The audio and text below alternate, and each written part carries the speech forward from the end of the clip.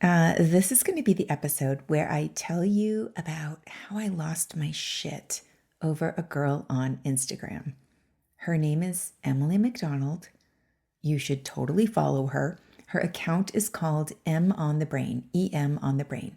I think she has about 1.8 million followers. And she talks about neuroscience. She's amazing. And a few days ago, I happened to notice that Andrew Huberman liked one of her posts, and something inside me just snapped.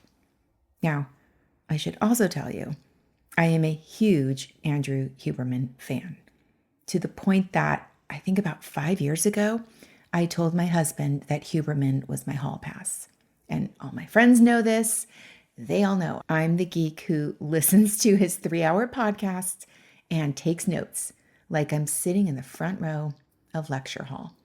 So watching him validate someone else in my field, that hit.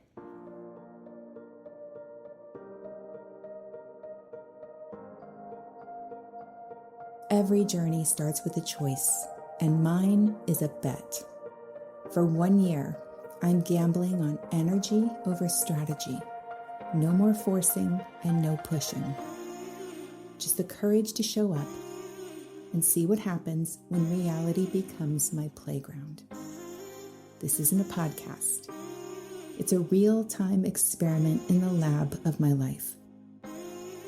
Welcome to the bet.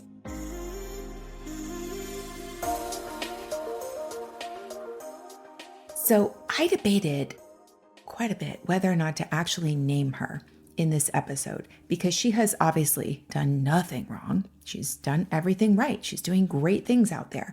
And I didn't want it to be pulling any kind of negative attention in her way.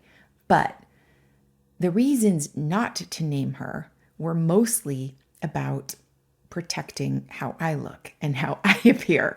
And I decided that's not the reason not to name her.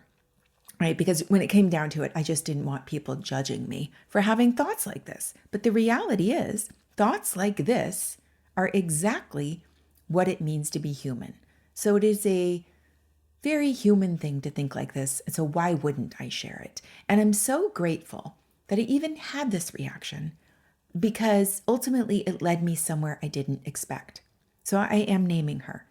And I actually really, really like her. I think the way she explains neuroscience is great. I think it's practical. I think it's accessible. I think it's really great to see so many younger people out there interested in this and spreading all kinds of information about it. She is doing enormously big things. She was on Jay Shetty's podcast, and she has another big podcast coming out that she hasn't said yet. And now I'm thinking it could be Andrew Huberman. I don't know. But I am genuinely cheering her on. And I was pissed, right? It's one of those things where both things are true. So let me set the scene. I was doing competitor research as part of a messaging challenge with one of my mentors. I was looking at accounts that have more reach than I have, more virality, more success with the algorithm. And I landed on her page. Her account has really exploded in the last year, year and a half. Like I said, she was on Jay Shetty's podcast. I'm pretty sure she has some other big podcast in the works as well. And when I saw that Huberman liked one of her posts, something in me, I don't know what, for lack of a better word, activated. And I grabbed my phone about a minute later and decided I was going to capture it in real time. And I know that my tone now isn't conveying how I felt, but I promise you, I was really pissed. I was irritated. And that's always a signal when we're activated like that, when we have a reactive response to something, that there is something there that needs to be peeled. So I'm going to walk you through what that process looked like for me, because this is really all about sharing the real-time lab of my life that I'm living in here. And the surface level thoughts that I were having, they were not pretty. There were things like, I've been doing this longer than she has. I have been working with this kind of information way longer than she has. I have used this type of work in so many different contexts at the university, with students, with my clients over the years. And here's this girl, younger than me, doing this less time with over 1 million followers. And part of what activated me, and I'm going to get really honest here, this part does not make me look good, but it's all human, right? That's a podcast for another day, separating the morality from the biology. It's something I talk about with my clients all the time. We got to get over that, thinking that these kinds of thoughts make us good or bad people, or that there's some type of moral judgment associated with our thoughts, because I just don't believe that. It's not true. Anyway, back to this. Part of what activated me, and what I want to be really honest with, is that she calls herself a neuroscientist in her bio. And I don't know why that bothered me, because she was in a doctoral program, but she didn't finish it. She left, I think, after just a couple of years with her master's degree. And I caught myself having all these thoughts about credentials and legitimacy. And is it right to borrow some legitimacy from saying you were in a PhD program to maybe make yourself look this way, right? That was so activating to me. And then I had to stop myself and ask, why do I even care? I do that to some extent.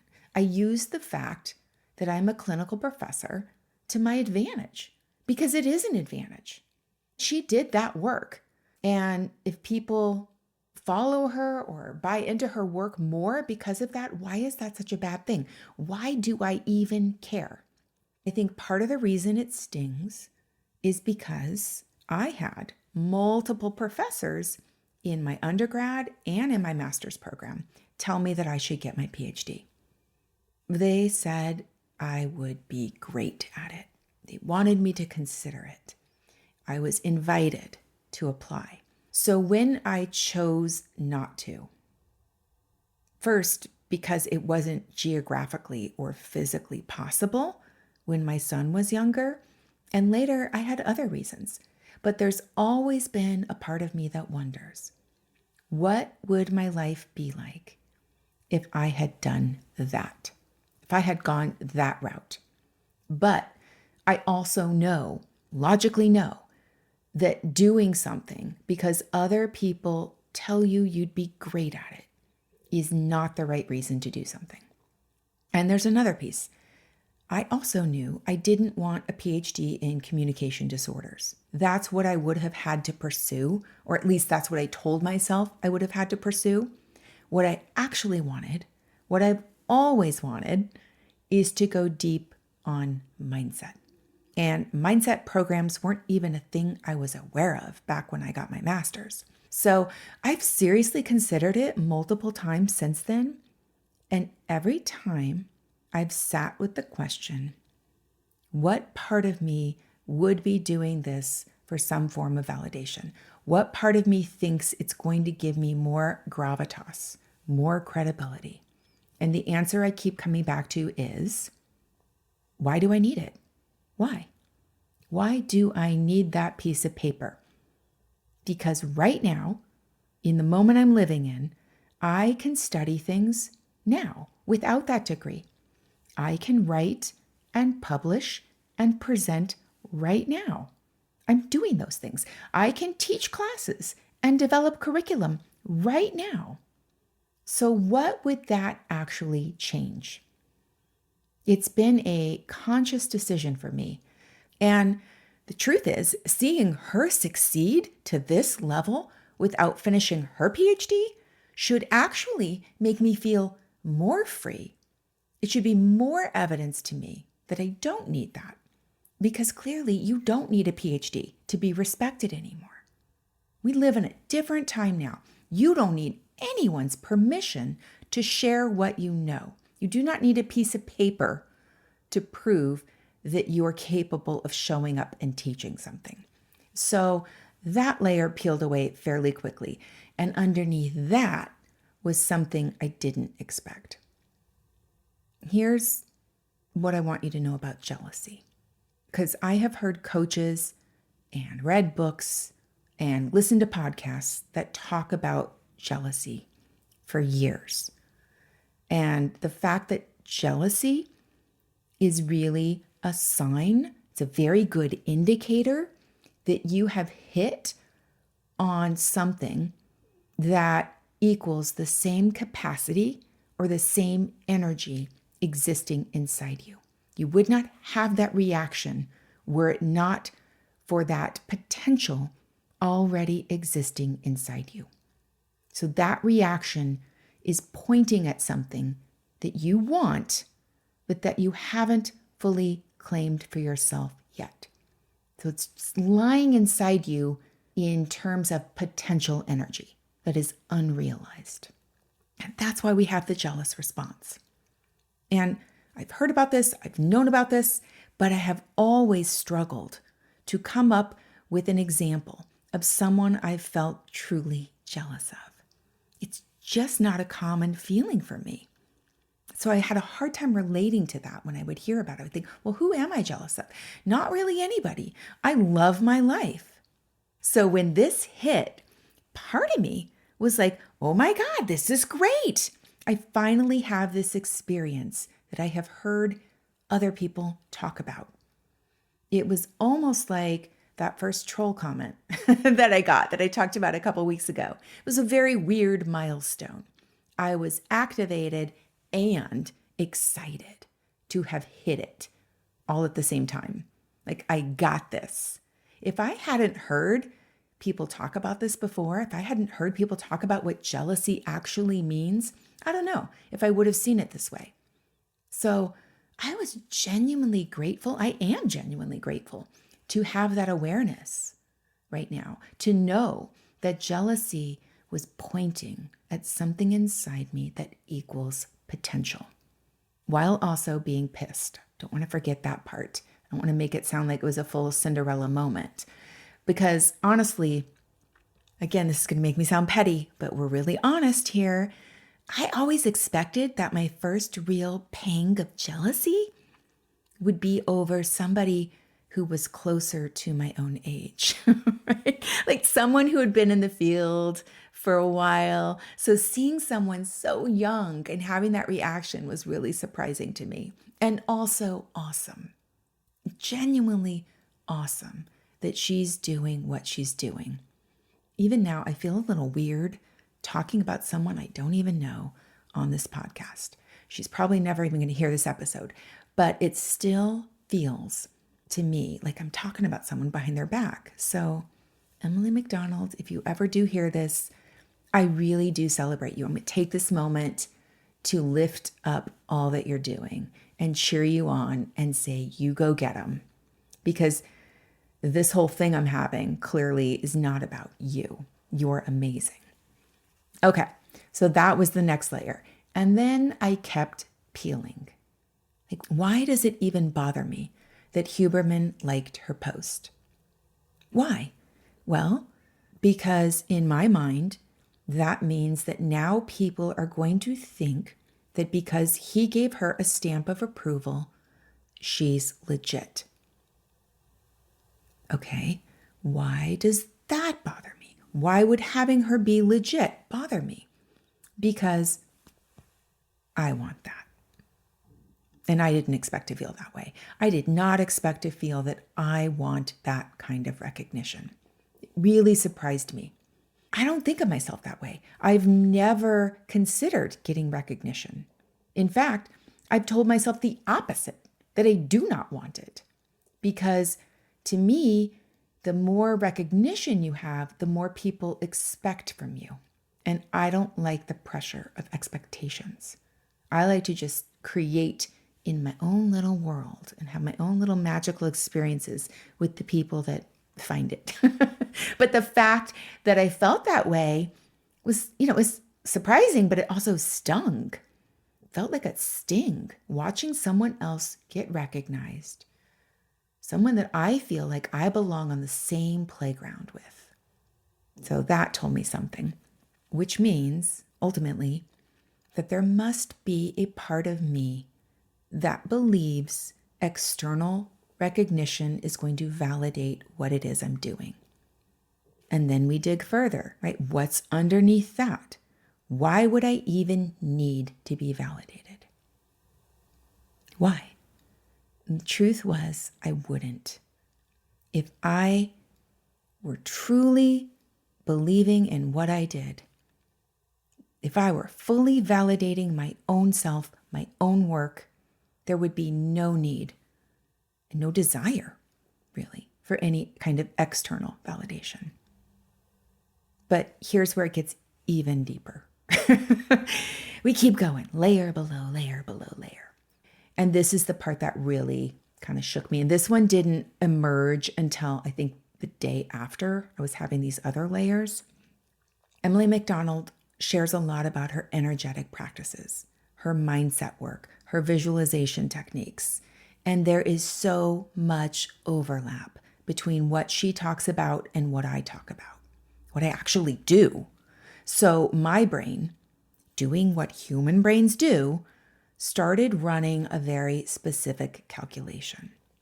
It was like, Laura, if you're using the same kinds of frameworks and techniques and practices that she's using, well, she has 1.8 million Instagram followers. She's been on Jay Shetty's podcast. Andrew Huberman has liked her post. So why don't you have those results, Laura? If you're both learning and teaching and practicing and living and embodying the same things, why don't you have the same results? Oh, right? How much do our brains love to do that? My brain came up with two possible answers. It was either you're not really doing it right, or you're not supposed to be on this path. You just are fooling yourself. You're not really supposed to be here. God, brains are so amazing, right? Because that's how fear shows up. That's the fear. That was what was running underneath all of this reaction. Surface was the jealousy, but the bedrock layer was this fear that maybe the universe is giving me feedback here. Maybe the lack of having those kinds of results like she has means something about who I am, whether I belong here. And when I hit that layer, I had to sit with that. That's where I had to sit. Because does that recognition make something real? You know that thought experiment that everyone talks about. If a tree falls in the forest and no one hears it, did it even really fall? That seeing or the hearing of something is what makes it real to us. So by that same token, does that mean my work isn't real if no one's watching it? Does it mean I'm not valid if no one with a big platform notices me? And here's what's interesting. So interesting. I use a version of this question with my own clients pretty frequently. Whenever they're trying to connect with their purpose, or whenever we're working on their goals, we really want to check whether they're attaching themselves to a goal that is authentic to who they are, a goal that is in coherence with their heart and not just their brain. I will ask, would you still want this if no one else could ever know about it? No one else knew that you got it. Would you still want to look a certain way or have a certain status if you couldn't ever tell anyone?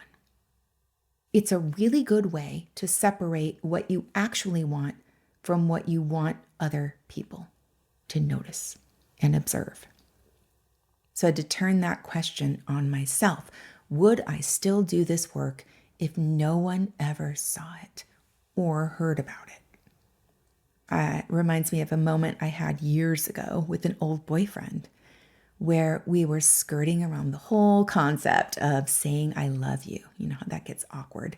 And I remember telling him, just because you don't say something doesn't mean it's not there.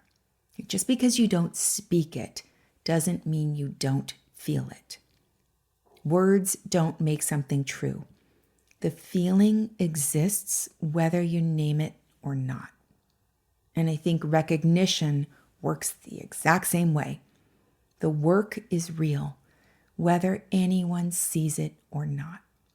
The impact is real, whether anyone validates it or not.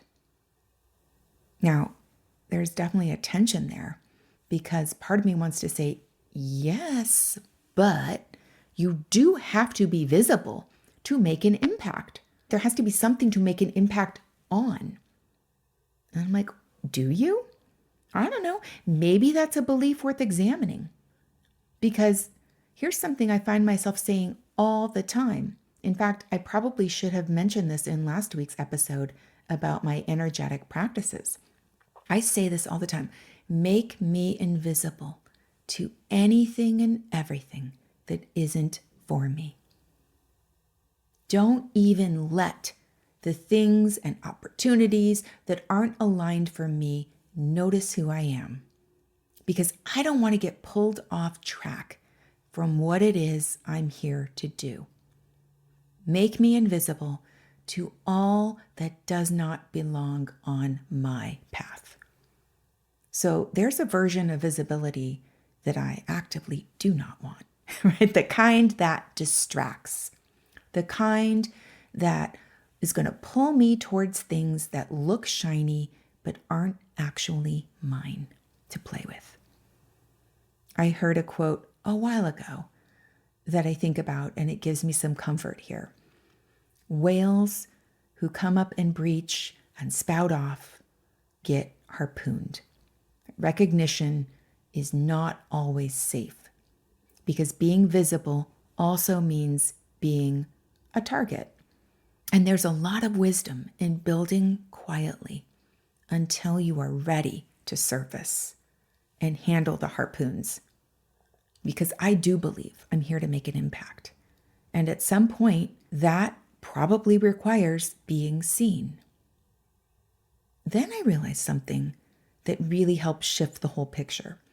When I think about Emily McDonald and her practices versus my practices, she was actually visualizing having 1 million Instagram followers. She talks about this openly. That was her goal. She actively worked toward that specific outcome. I've never had that as a goal. I don't even think about a number really. I just think about my Instagram being valuable. That's what I think about. I don't think about the number of people. And it's not like I've ever visualized being on Andrew Huberman's podcast or some famous person's podcast. I'm catching myself here. That's not entirely true. I've definitely had a couple daydreams about having really cool brain conversations with him, but I haven't actively made it part of any of my manifestation practices. It hasn't been on my vision board, and I haven't been holding the specific frequency of the Huberman podcast. So it would be foolish of me to be comparing my results to her results. Be foolish of me to be upset that I don't have results that I haven't even asked for. We're looking at different things because the universe delivers what you order. And I didn't order the same thing she ordered. We're using similar frameworks, but we have pointed them at completely different targets. Maybe I'm going to shift mine now. Maybe I'm going to shift mine now that I've had that little jealous pang fire off. Maybe there's more out there for me because that's not evidence of doing it wrong. It's not evidence that I don't belong on the path I'm on.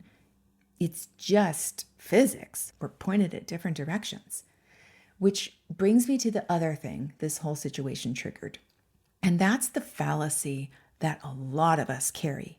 This idea that someone else's success means there must be less available for you now. That someone else winning means now there's less for you. Now you're losing that thing that that person won. And I really want to take this small little piece of the world that I show up in right now to go full counterculture on that. If I really care about more people learning how the mind works, and I do, that is my whole mission, then I should be celebrating anyone and everyone who's bringing more people to the brain table. I should be wanting thousands of Emily McDonalds out there teaching this stuff. Think about a world where everyone understands the operating system of the mind, where we all know how to program our thoughts to build the exact life we want to live. How amazing is that? If I really want that reality, I should be grateful, thanking the universe for more and more and more people out there teaching it. And it should become so elemental that we don't even need videos anymore. Like, I don't know, peeling a banana. We don't see tons of content on how to peel a banana because everybody already knows how to do it. It's so basic, it doesn't need any explanation. But even with that, here's the thing. I don't know, I haven't looked, but there probably are videos on banana peeling, right? There's probably videos on tips and tricks, different angles, how to make it easier, how to know the perfect way to peel your banana, what to do with the peel after you're done peeling it, different things you can use the peel for, because there's always a new perspective.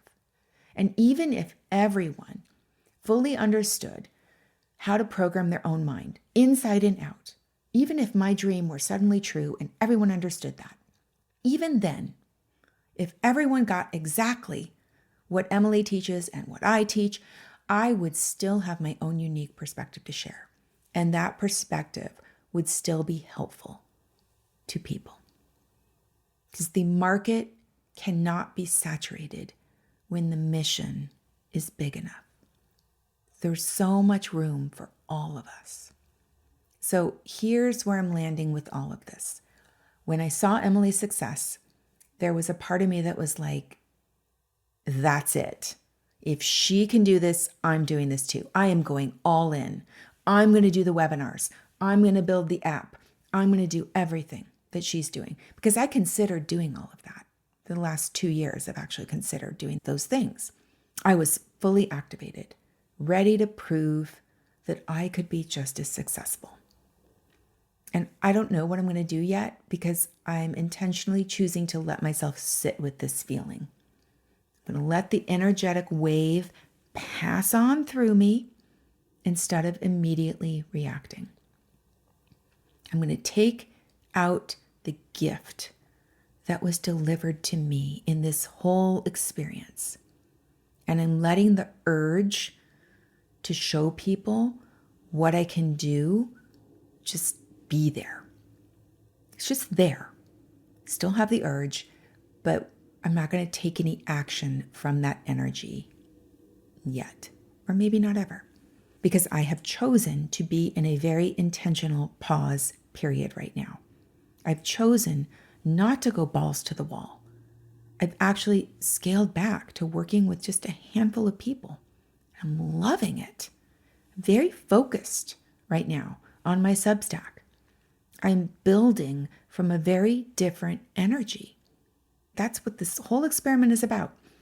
And here comes this girl succeeding with the exact strategies I consciously decided not to pursue at the beginning of this year.